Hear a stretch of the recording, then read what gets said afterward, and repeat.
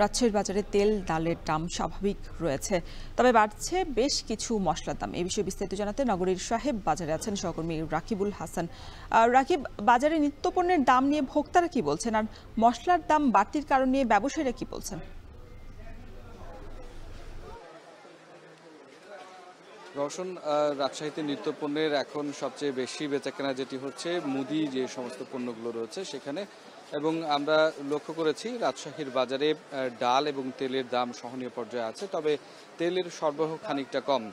এখানে দোকানিরা বলছেন যে পাইকারিভাবেও তারা কিন্তু পর্যাপ্ত সয়াবিন তেলের মজুদ পাচ্ছেন না, তবে যোগান পাচ্ছেন না। তবে এখন পর্যন্ত তারা যেটি বলছেন যেই কতটুকু পেয়েছে সেইটুকু দিয়েই আসলে তাদেরকে সেটি আসলে বিক্রি করতে হচ্ছে, এবং এর চাহিদাটা অনেক বেশি লক্ষ্য করা যাচ্ছে।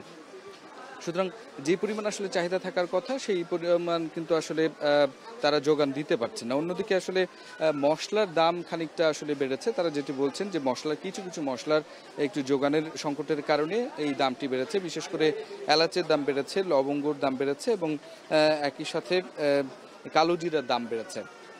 সেক্ষেত্রে গেল কয়েকদিন আগে, গেল সপ্তাহেও যেমন 4,600 টাকা থেকে 5,600 টাকা কেজি দরে আসলে এই এলাচ বিক্রি হচ্ছে। এখন সেটি 6,000 থেকে 6,500 টাকা। তারা বলছেন যে সরবরাহ সংকট এবং আমদানি সংকটের কারণে এই অবস্থাটি হয়েছে না। একই অবস্থায় কালো জিরার ক্ষেত্রে 350 টাকা থেকে 420 টাকা পর্যন্ত এখানে কেজি দরে পাওয়া গেছে, কিন্তু আজকের বাজারে সেটি আসলে অনেক বেশি দাম, প্রায় 100 টাকা বেশি দরে বিক্রি হচ্ছে।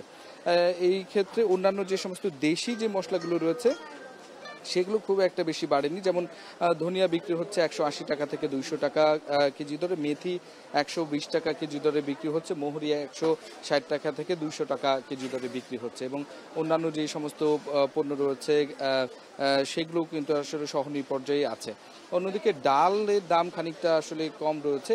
এখানে খেসারির ডাল 110 টাকা, এবং সোনামুখী মুগ সেটি 130 টাকা থেকে 160 টাকা সর্বোচ্চ পাওয়া যাচ্ছে, এবং মসুরের ডাল 105 টাকা থেকে প্রকারভেদে 130 টাকা কেজি দরে বিক্রি হচ্ছে। সুতরাং এক্ষেত্রে মুদির যে সমস্ত পণ্যগুলো রয়েছে সেই পণ্যগুলো খুব স্বাভাবিকভাবেই আসলে দরগুলো রয়েছে। অন্যান্য রমজানের সময় আমরা যেই বিষয়গুলো আসলে দেখেছিলাম যে খানিকটা পণ্যের সরবরাহ সংকট দেখা গেছে, এবং একই সাথে কিছুটা যোগানের স্বল্পতা ছিল, সেই ক্ষেত্রে এখন কিন্তু মশলার বাজারে কয়েকটি মশলা ব্যতীত কিন্তু আসলে অন্যান্য মশলাগুলো স্বাভাবিক রয়েছে। তবে এখন পর্যন্ত সয়াবিন বা ডালের দাম না বাড়লেও সয়াবিনের শুধুমাত্র যোগানের সংকট রয়েছে বলে এখানকার যারা পাইকারি ব্যবসায়ী আছে তারা আমাদেরকে জানাচ্ছে। তো রওশন, তারা বলছেন যে ঈদ সামনে আস্তে আস্তে এটির যোগান স্বল্পতা যদি থাকে তাহলে এই দামটি আরো বাড়তে পারে। তো এই ছিল আমার কাছে সর্বশেষ।